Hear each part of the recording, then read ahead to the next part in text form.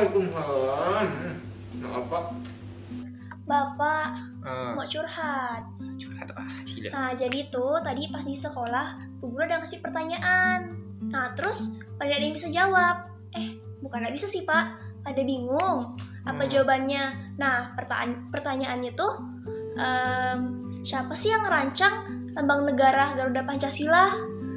Nah, bingung antara Muhammad Yamin, terus Sultan Hamid II, atau Insinyur Soekarno. Nah, Nana pun bingung nggak sebenarnya siapa jawabannya? Bapak tahu nggak siapa jawabannya?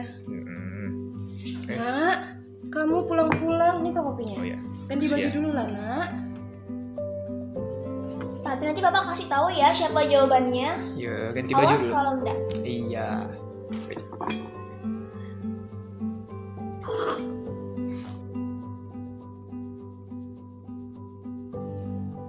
Bapak, Oh iya.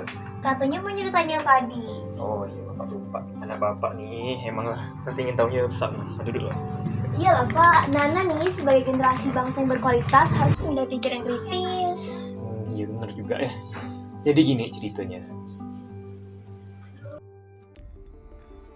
Jadi pada masa perjuangan dulu ada seorang pemuda yang menjadi raja dari Kesultanan di Pontianak. Tak hanya itu, ia juga merupakan pemimpin dari Kalimantan Barat yang mana saat itu bernama Daerah Istimewa Kalimantan Barat.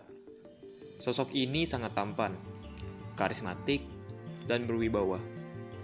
Beliau adalah Sultan Syarif Abdul Hamid Al-Qadri atau lebih kita kenal dengan Sultan Hamid II.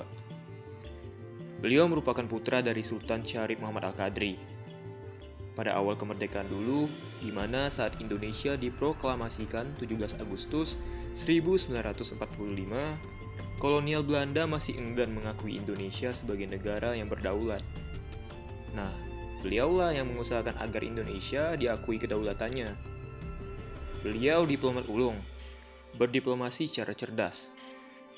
Pada masa awal Indonesia baru berdiri, sebagai sebuah negara, beliau juga turut berperan memberikan sumbangsi sangat besar untuk Indonesia, yaitu Elang Raja Wali atau kita kenal sebagai Garuda Pancasila. Tapi bukannya mendapat sebuah penghormatan, sekarang beliau malah dituduh sebagai pengkhianat negara. Ia disingkirkan dari panggung politik dengan tuduhan makar yang sudah jelas keputusan Mahkamah Agung yang mengadilinya. Bahwa tuduhan makar serta terlibat peristiwa Westerling tidak dapat dibuktikan. Beliau memang divonis 10 tahun penjara, tapi itu keputusan politis. Bapak tahu kamu pasti bingung ya kenapa saat ada pertanyaan perancang lambang negara, banyak orang yang tidak memiliki satu pengetahuan yang sama. Sebenarnya Bapak tidak tahu alasan jelasnya, tapi satu yang Bapak tahu, Sultan Hamid II pantas kita hormati sebagai salah satu sosok yang ikut serta memperjuangkan kemerdekaan, bahkan menyatukan Indonesia.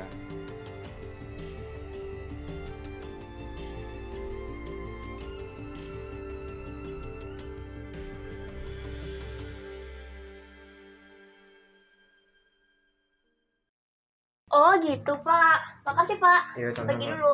Mau mana? Biasa lah Pak, ketemu kawan-kawan kasih tahu jawaban yang tadi.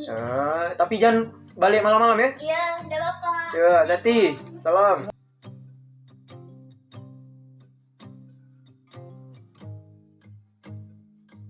Entah apa yang sedang terjadi di negeri ini. Hingga sejarah pun sulit mengatakan kebenarannya.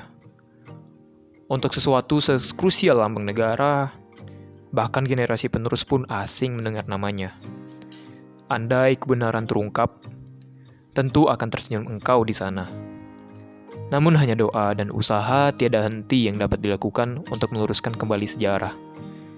Andai saja sang Elang Raja Wali atau Garuda Pancasila dapat berbicara, tentu segalanya akan tersibak.